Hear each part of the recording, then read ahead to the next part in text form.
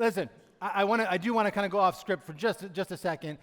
Mother's Day is amazing. If you haven't called your mother, call your moms. But listen, we also want to recognize we went through this for many years. We want to recognize that there's a lot of people in the house, in the church, that maybe their mothers are no longer with us today, and this could be like a little bit of a sore day, or maybe there's some other issues that you'd like to be one of those women that stand. Listen, we love you. We recognize you. We just want to take take this moment to just recognize you and say that we're praying for you. We're praying with you. We're recognizing all the mamas that are not here with us anymore, and we just want to convey that care for you guys as well. So let's give it up, not just for the mothers, but all the moms, all the ladies. Whew, that was tough. All right. To change gears a little bit, so I don't just bawl on the stage. It's like, who is this guy? We have these. Now, some of you have seen these before. It is a hot pink tumbler. We gave these out several years ago, and I don't know why, it's a tumbler, it has a straw, you drink from it. I don't know why. But after they were all gone for months and years, I still have people come up to me. We gave those away 5 years ago, all right? I still have ladies come up to me in the hall, and then they're like, hey, you got any more of them pink tumblers? And I'm like, yes, we have more. We have them today. So all the ladies in the house, 18 and up or something, all the ladies in the house on the way out today, if you go that direction through the cafe, they'll be out there on the shelves or whatever we call them in the cafe. You'll find them. They're everywhere. They're big. So don't be stuffing your purses full of hot pink tumblers, okay? You got to be here, not for people who aren't here, just for y'all on the way out as just a token of our appreciation. We love you, ladies. All right. As I said before, if you have not yet done it, obviously a reminder to call your mama. It will be, I'm sure, something special that you want to hear from you. We hung out with my mom yesterday. I'm going to call her again today. Since we're in a series called Fresh Air, I'm going to tie it together with that. I'm sure it would be like a breath of fresh air for your mother to hear from you today. You like that, right? So go ahead and make that phone call a little bit later on. And I don't know if you have anybody in your life, right? It doesn't have to be family or whatever, but somebody in your life.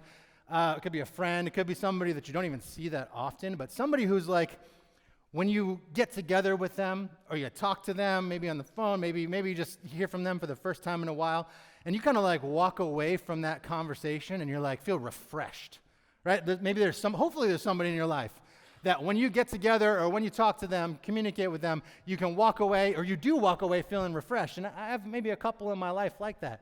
I don't know if it's because they're very smiley, and it's just maybe because I'm not super smiley naturally, right? I have this resting angry face or something. So when I meet people who are very smiley and happy, I'm if that's real, I'm wow, it's awesome. And I walk away and I'm kind of refreshed. It's like a breath of fresh air for me. And I want to be more like that with the people in my life too.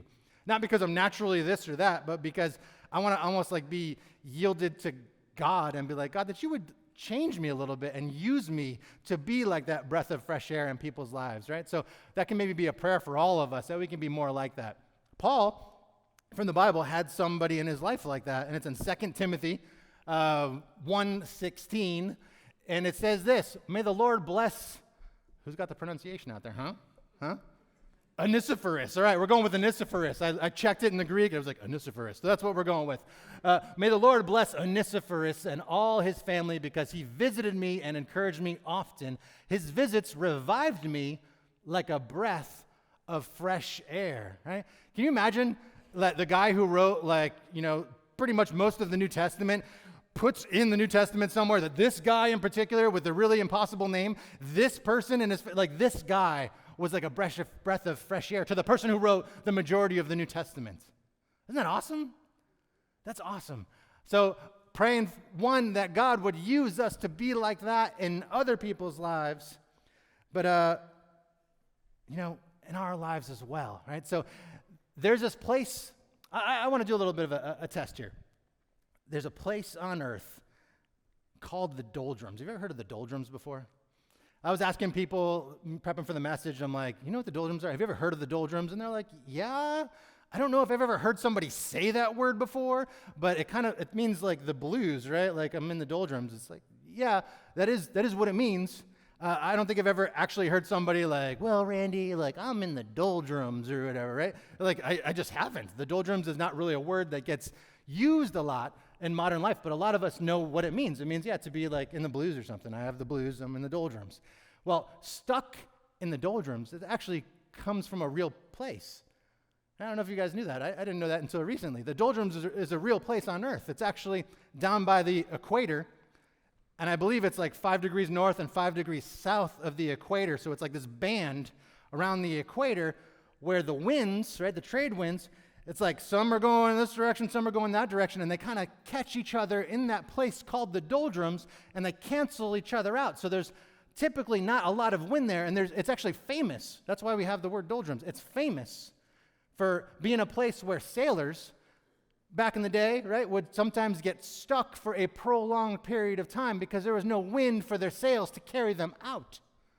So sometimes they would have provisions on board their ships or their boats, and they're trying to get through the doldrums, and because there's no wind for their sails, sometimes the provisions would start running out, and they would get stuck in the doldrums, right? And some of those endings were not very happy endings, and I suspect that's why this place called the doldrums has kind of entered our modern, vocabulary. We know what it is.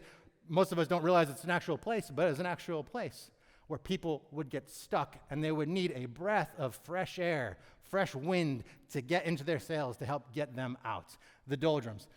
I propose to you, right, that there are places in our life that the opposites, right? It's like we don't have that fresh air. We don't have that fresh wind in our life. Some places in our life that maybe we're a little bit stagnant or stuck in those doldrums. So my proposal today is that there's maybe 3 places, it might be more than 3 places, but I'm going to talk today about 3 places in our lives where we can get stagnant and maybe need that breath of fresh air to help get us out. 3 places. The first place I want to talk about today where we can feel stagnant is in our provision. And that's, basically a fancy word for like our day-to-day, like our finances, our jobs, like maybe we feel stuck in our situation, in our housing situation. Maybe it's with our vehicles, our car. Maybe our car started making some crazy noise, and you're like, oh my gosh, how much is this going to cost me? And you're running numbers in your head, and you're like, maybe if I just turn up the radio a little louder, it'll fix itself. It'll go away. But to be stuck, to be stagnant in that provision. We talked about sailors and boats and stuff, and that's nothing new to the New Testament. There's a bunch of Jesus' followers were very used to boats and sails and fishing and all that stuff. And in fact, there's a story here about provision in Luke chapter 5, and it's with his first disciples who happen to be fishermen. Now, if you've ever seen The Chosen before, I was skeptical. Whoever was telling me about, like, you got to check out this new Christian show, I was like, I don't know. Sometimes when Christian shows are, let's be honest. But The Chosen is actually very well done. It's very well done. And they do a little bit, an episode about this very portion of Scripture. And in the imaginative telling from The Chosen, it's not in the Scripture, but in the imaginative telling, it's like the fishermen, Jesus' disciples, Peter and John and these guys, they are in money problems because fishing is one of those things where, like, if you don't catch the fish, like if you don't make the product, you can't sell the product, and if you can't sell the product, you can't pay your bills, right? That's how fishing was. If you don't catch the fish, you're not going to be able to sell the fish to make the money to feed your family or to help to build whatever or fix whatever's going on in the house or pay your debtors or pay the tax collector. So Jesus meets these fishermen, and he borrows their boat, actually, as like the first introduction. He borrows the boat, he kind of pushes out a little bit, and he gives a message to the people on the shore because it's like a natural amphitheater, pushes out in the boat onto the water and talks to the people. And then when he's done giving his message, he comes back in, and he turns to these professional fishermen, and he says to Simon, who's later, Peter, he says, put out into deep water and let down the nets for a catch. And Simon, who is a professional fisherman, is like, okay, guy, like, we've worked hard all night and haven't caught anything, not a thing. We've caught nothing. But because you say so, I will let down the nets. And I imagine, like, Simon Peter in that moment kind of like rolling his eyes because he's the fisherman, right? Like, he knows the lake. Him and his buddies own a fishing business. They own boats. They do this for a living. And this guy just shows up, gives a little message, and then says, hey, go out there and try again. So I think Peter here is kind of like humoring this guy. When they had done so, however, they caught such a large number of fish that their nets began to break. So they signaled their partners in the other boat to come and help them. And they came and filled both boats so full that they began to sink. Now, I know a fish guy. I got a fish guy. Some people got like a car guy or like a computer guy. I got a fish guy.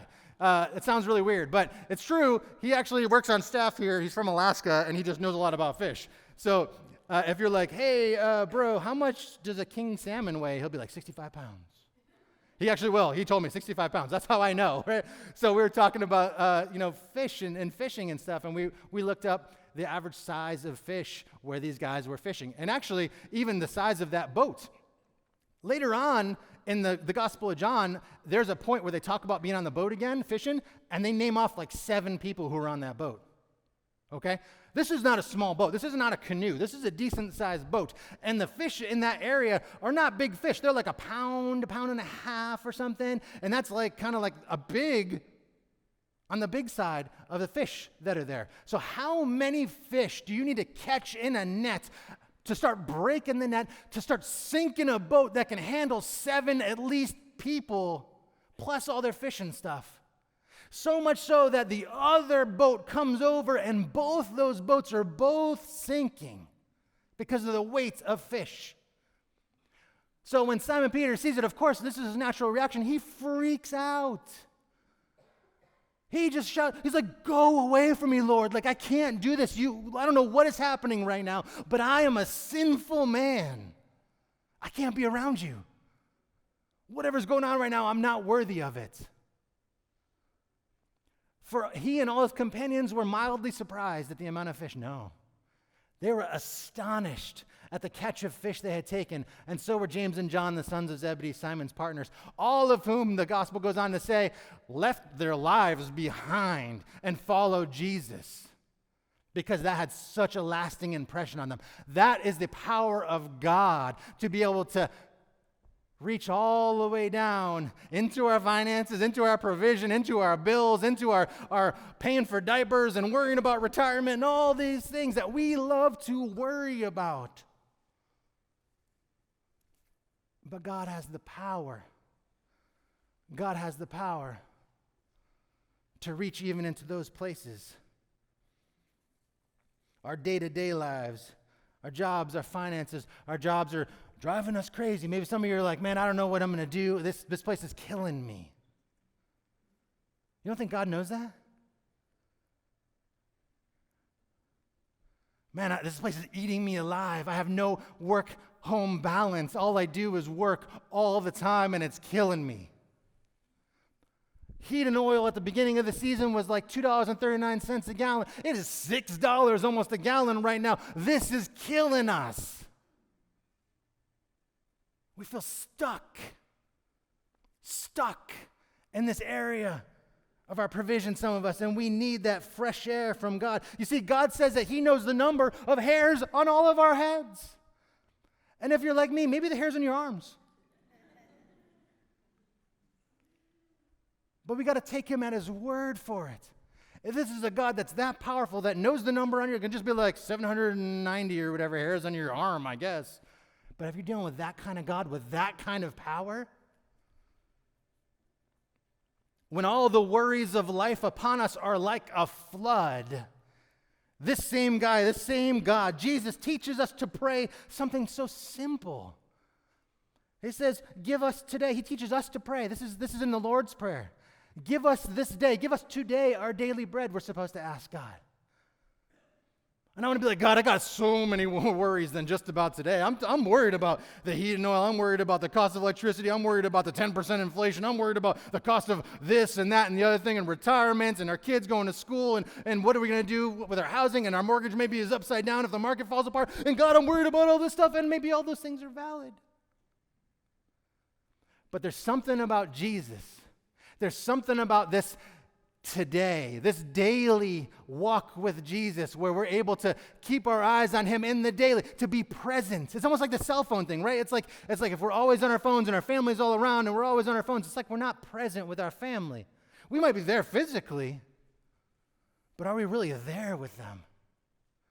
It's the same thing with God. God is like, be present with me. Don't be so busy and so worried or distracted that you're forgetting this power that astonished and still astonishes people to this day. He will set things in order, open doors, close the wrong one, cause a little bit of wind in your life, and boom. But sometimes we just need to keep that hope. Sometimes we just need to ask and be like, God, it might seem impossible, but Lord, I'm asking for that fresh wind in my life and my provision. Say, oh, this is maybe a little bit oversimplified, Randy. Give us today our daily bread. Well, I could. Would you rather Matthew 6:25, where he says, therefore I tell you, do not worry about your life, what you will eat or drink, about your body, what you will wear. Is not life more than food? Is not life more than food? Is not the body for more than just clothes? He goes on, he's talking about the birds. Look at the birds. They don't sow or reap. They don't have a bunch of food stored away in a root cellar somewhere. But God still does what? Still provides for them. Are you not much more valuable than they are? Can any one of you, by worrying, add a single hour to your life? There's something about that day, that daily bread. Even the Israelites back in the day, they were in the desert, in the wilderness. There wasn't nothing out there. And every day God caused this thing called manna, this like bread from heaven to feed them. And he had strict orders. It was like, do not hoard that bread. Don't hoard that manna from heaven to try and store for tomorrow, because I'm trying to teach you something out here. And I'm trying to teach you that I'm going to provide even in the deserts of life. And every day they would collect for that day their daily bread, and they would have enough for that day. And then the next day, God would show up again. And he was teaching them, be present in the moment with me. I'm a God of every day, not just Sundays.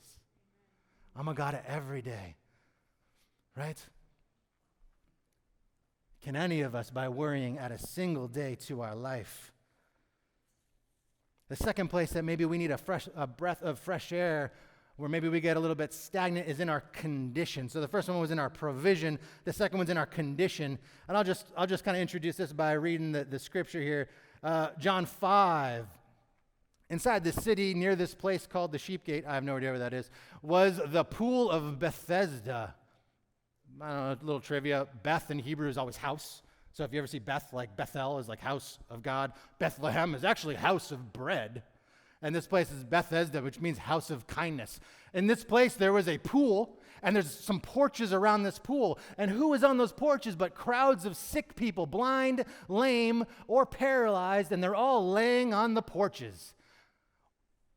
Now, this is a little bit weird, because what they thought was happening was that every once in a while, with these crowds of people, right? They are desperate people. How desperate do you have to be if you find yourself laying next to a pool? And what their thing was that they were hoping, and they kind of believed, that every once in a while an angel of God would stir the pool up, and that meant that the first person that could win the fight club to get into that water was going to be healed of whatever was going on in their life.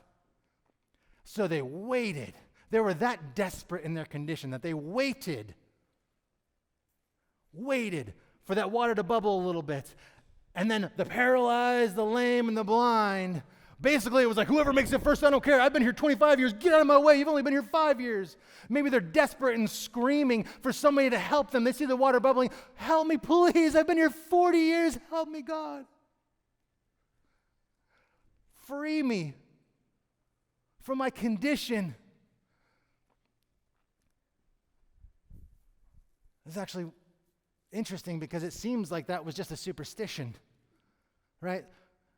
It seems like it was just a superstition that these people were so desperate. Like, I don't think God would, set up and allow this, fight club between the blind, the lame, and the paralyzed. And then, just imagine you've been there for that many years, how serious that would be in that moment. I am willing to step on you, to push you out of the way, to do what I will grab you and pull you back and put myself in that water. I want to be healed. I think it was just superstition. I don't think that's how God was ordering this thing. One of the men that was lying there had been sick for 38 years. 38 years, that's a lifetime. And it goes on. When Jesus saw him and knew he had been ill for a long time, he asked him, "Would you like to get well?" Now, stop me if I'm wrong. That's a yes or no question, right? Would you like to get well? But he doesn't give a yes or no answer, does he? He says, "I can't. Because of my condition, because of my situation. I can't," the sick man said, "for I have no one to put me in the pool when the water bubbles up. When everybody else has got somebody and they're all pushing and shoving and crawling and doing God knows what, whatever they can in their condition. I got nobody. I am just stuck here 38 years. I have no hope." He's telling them, "I have no hope. Would you like to get well?" "I have no hope. There's no hope for me. I can't. Someone else always gets there ahead of me," he told Jesus. And Jesus tells him, "Stand up, pick up your mat, and walk." Instantly the man was healed. He rolled up his sleeping mat and began walking. 38 years. 38 years. So he's had some form of that mat for 38 years. And in that moment, Jesus, not a superstition, Jesus, the real thing. Right? It's not the horoscope. It's not the stars, it's not the crystal ball and the tarot cards. The real thing, Jesus, shows up, heals him, and tells him to roll up that mat. What a feeling that must have been for this man, 38 years, to stand up and bend over and grab the mat and roll it up.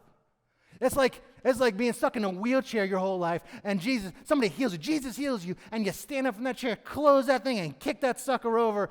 Done. Done. He rolled it up and began walking. "Would you like to get well?" "I can't, sir. I can't. The doctors told me I'm never going to get well. I can't. I feel every day I'm falling apart, Jesus. I can't get well. Nobody expects me to get well. Even my family has given up on me in my condition. It's just the way I am. I'm just messed up. I can't get well." Let me challenge you with this today. The hope of Jesus should always elicit a response of yes. Yes, not only will I like to get well, but I will be made well someday. If it's in this life, great. If it's in the next life, for sure, I will be well someday. My illness does not define who I am. There are people stuck inside broken bodies whose minds are so sharp as a tack, and inside their minds they are saying, "Lord God, someday, one day, I know.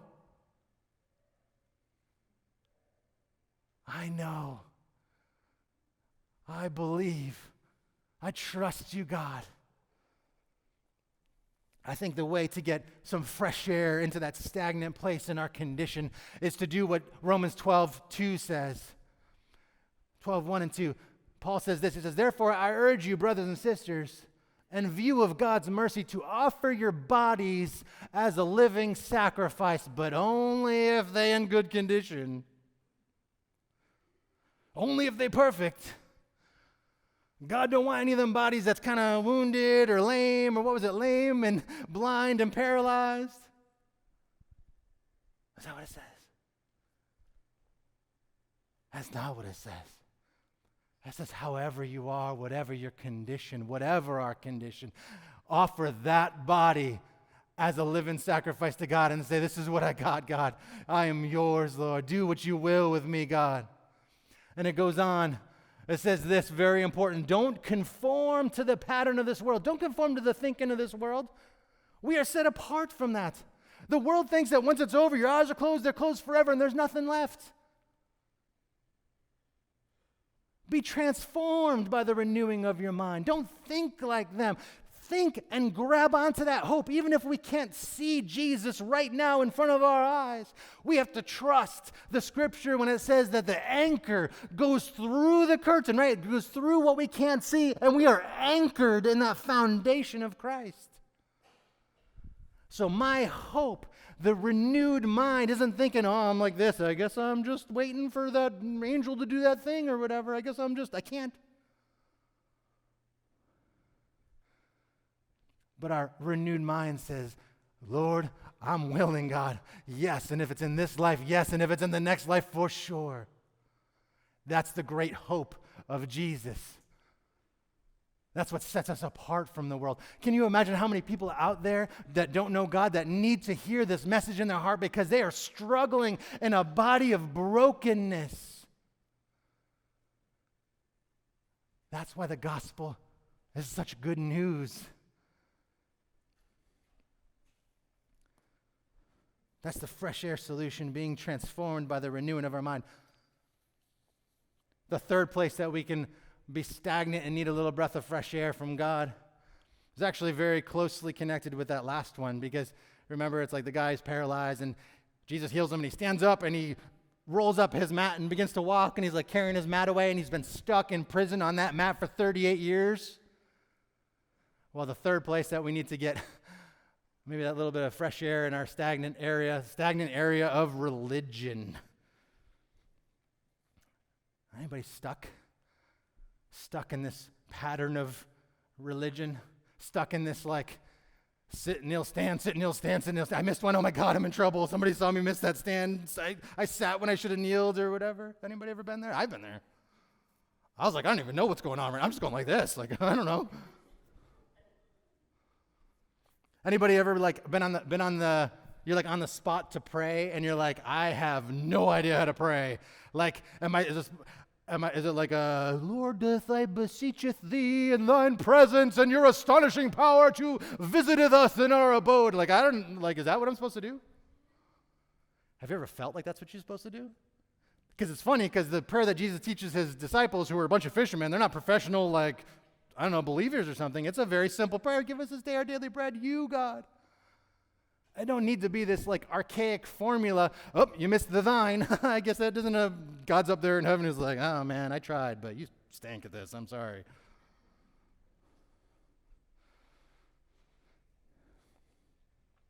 You ever been in like some places are like the cult of cool? Like, or maybe it's like you feel excluded or stuck because when you went to church, it was like you didn't have the right clothes on. You didn't have the right clothes. You weren't there with like the $300 Nikes and like the $500 white T-shirt with holes in it. And therefore, like, I guess church wasn't for you, man, because people kind of looked you up and down. Maybe you didn't have the suit with the nice cufflinks on it. Maybe your dress wasn't pretty enough or something, and it was like people just kind of looked at you up and down and was like, we should try a different church down the street, right? Anybody stuck in that place of religion, stagnant in religion, where it's like coming to church on Sunday feels like you just got to check the box? You're like, I am so tired of going to church on Sunday. Why am I in prison? Why can I not just sleep in late? But you just do it because you've always done it, because somebody's looking at you, and if you don't do it, then they're going to see you're not doing it, even if you're not feeling like it, and it just goes on forever, and you feel stuck, stagnant. I've been there, man. Whew. That's terrible. There's this church. One of my friends posted this the other day. We were talking about it. We were laughing about it. This is real. What I'm about to read you. You ever feel like maybe religion is just rule on rules on rules on rules on rules, and it's like, I don't even know what the rules are, but I feel like I'm breaking all of them, so I guess this church thing is not for me? My friend shared me this. It's a membership class. And at the end of the membership class, real one, in this church, they give you a list of 150 do's and don'ts that you have to do or not do as a member of this church, right? Spoiler alert, there's only 5 do's and there's 145 don'ts. All right? I'm going to read a couple of them.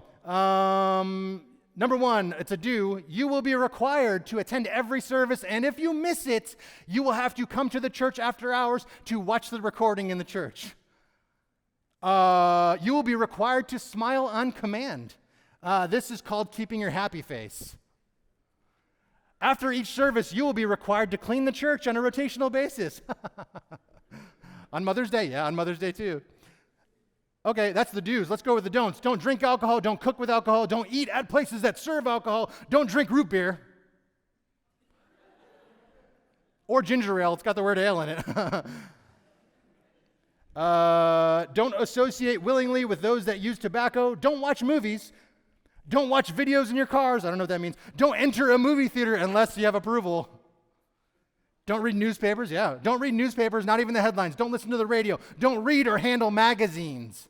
Don't wear jeans. Don't wear shorts. Don't wear cargo pants. Don't wear anything with Nike on it. Don't wear black tennis shoes. No white tennis shoes. Don't wear a baseball cap sideways or backwards. No muscle shirts. Men, don't leave the house without a white t-shirt on under your top shirt. Men, don't allow facial hair to grow. Do not accept a job unless you check it out with authority. Don't make plans for college unless you check it out with authority. Don't sell your house unless you check it out with authority. Don't even decorate your house unless you check it out with authority. Don't buy a car without checking with authority. Don't sell a car. What about don't eat turkey on Thanksgiving? It's legit. Number 95. Number 98, don't go hunting. Number 99, don't go fishing. Number 100, don't hunt or fish just for sport. I feel like that was covered in the last two. All right, this is for some of you. Don't have dingle dangles hanging from your rearview mirror. Who is it? Don't play hide and seek. Sorry, kids. Don't play Monoploy, which is Monopoly spelled wrong, so I think I'm still good. We can play Monopoly. And my personal favorite, don't play or imitate an air guitar. And what does this all have to do with Jesus again? What does this have to do with Jesus again? What does playing air guitar have to do with Jesus? But this is real, and some people are experiencing religion. They are stagnant in a religion that all that it is rule on rule on rule on rule. They don't even know what it's about.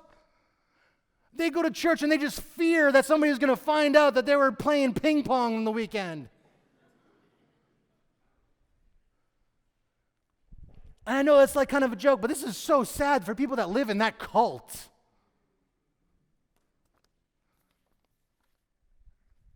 We in church, we always talk about this, like, come as you are, just come as you are. You're like, welcome home, come as you are. A lot of churches like do that, right? And I remember, like, when I first went into church, like my first step into church, like as an adult, like of my own free will, I had just finished a stint of living as a hippie at a summer camp. I was the facility guy. I lived in a cabin in the woods, okay?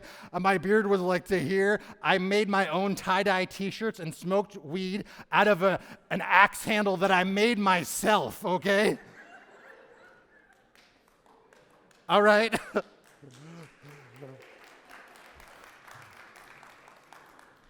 So forgive me if I'm skeptical of come as you are.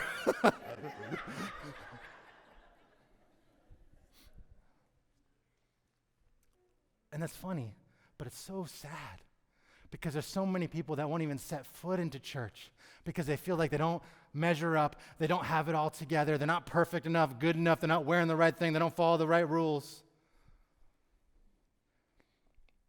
And the funny thing is that that's all totally unbiblical, right? Romans 5:8 says this. You don't have to have it all together. And in fact, Jesus doesn't expect you to be perfect. That's his job. But God demonstrates his own love for us in this. While we were still sinners, Christ died for us. Now, I'm not up here like minimalizing sin and saying that doesn't exist. That totally exists. Totally exists. But the thing is that when we start looking at religion like a rule book and all these places that we fall short, we never kind of break through to the point. You can search the scriptures but miss the point.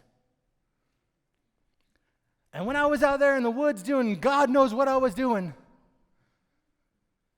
thank God I found a place I didn't have to be perfect to walk into. My first step into a church, first one in the church, this is at the front desk of the first church that I ever went into as an adult. I still have my beard, I still have my tie-dye t-shirt, and I was wearing flip-flops and cargo shorts. Sorry about the rule book.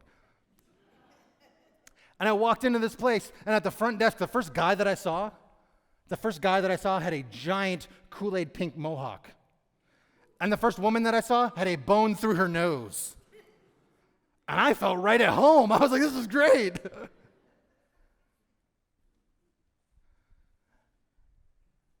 God meets us where we're at.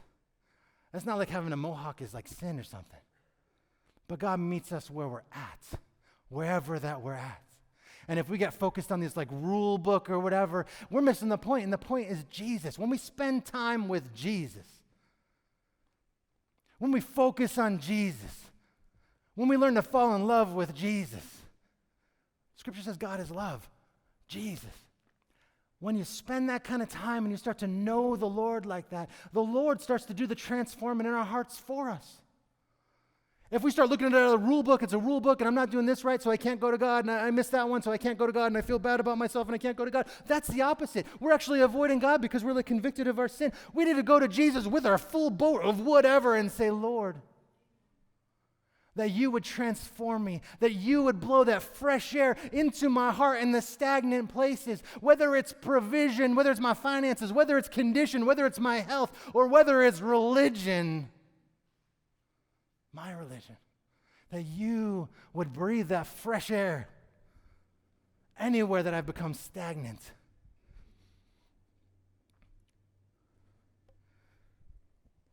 The religious doldrums are the worst.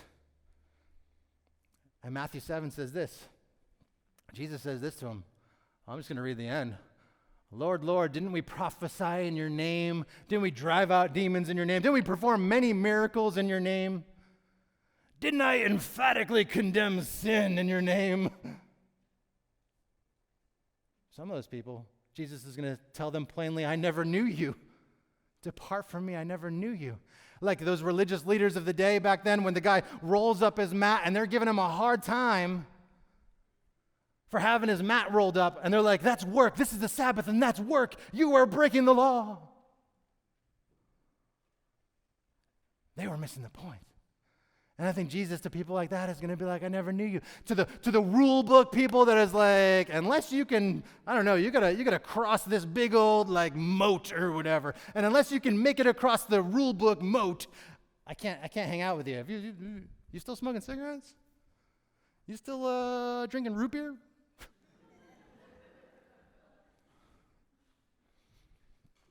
For people that turn religion into something like that and then use it as a weapon, effectively keeping out other people, these are crazy, scary words. They're scary words for me. Preaching the name of Jesus, and it's like, always got to do that daily check. God, daily.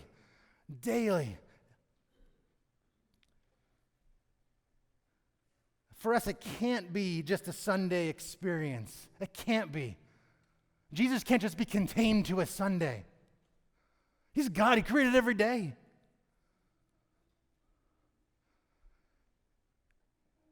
Not just a bedtime prayer. Not just a little prayer before a meal, like our little girls, they're taught in school that they have this, I guess it's not a prayer, but they say like, bon appetit, now it's time to eat, enjoy your lunch. And they say it all the time. It's like sometimes like, I feel like even my prayers like at like the dinner table is like, I mean, you could teach a parrot, right? So it's got to be more than that. It's got to be more than a chain you wear around your neck. It has to be more than just a mental assent to an idea. Seems logical. I guess, well, yeah, cool, whatever. It's got to be more than, I hope it's true. It sounds so nice, I guess. I don't know. It needs to be a living, breathing, daily walk through life with the Lord Jesus. Bringing him into every situation, every mistake, every victory, every corner of our lives. Jesus, have all of me, in sickness and in health. Even if I'm sick, Jesus, have all of me. And he will never leave you or abandon you, never forsake you.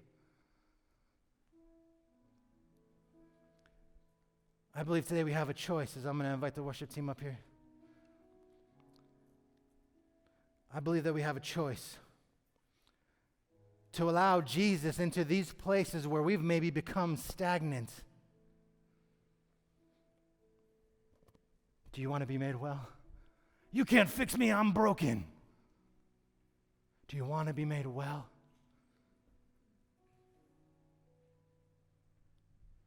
But my finances are a mess.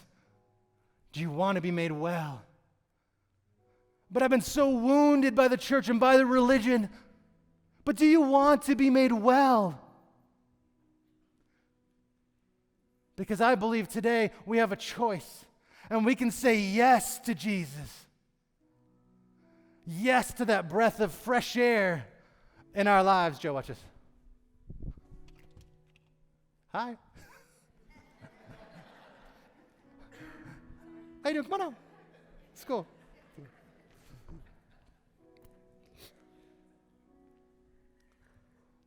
Love you guys. We have a choice. We have a choice. We can continue to do and keep on doing the same old things that aren't working.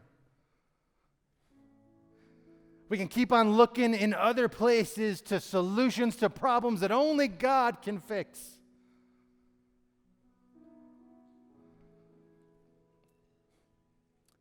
I think that choice is hopefully clear.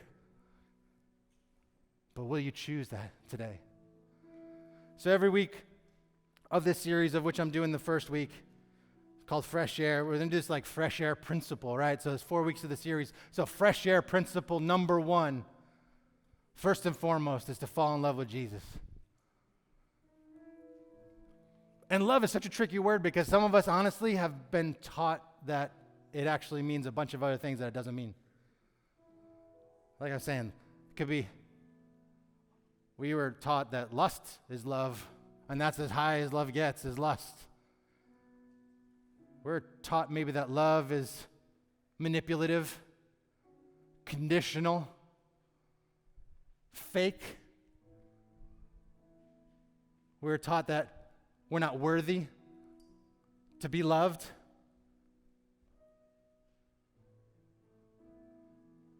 Man, those are all lies. Those are all lies, every single one of them. You are deserving of love to know what God is. And God is love itself, the creator of love that created everything out of love. Can you today stand with me today as we go into a song here? Can you today stand with me and invite God? Go ahead and invite God. And invite Jesus into our lives, into your life, in the places where maybe you've become stagnant.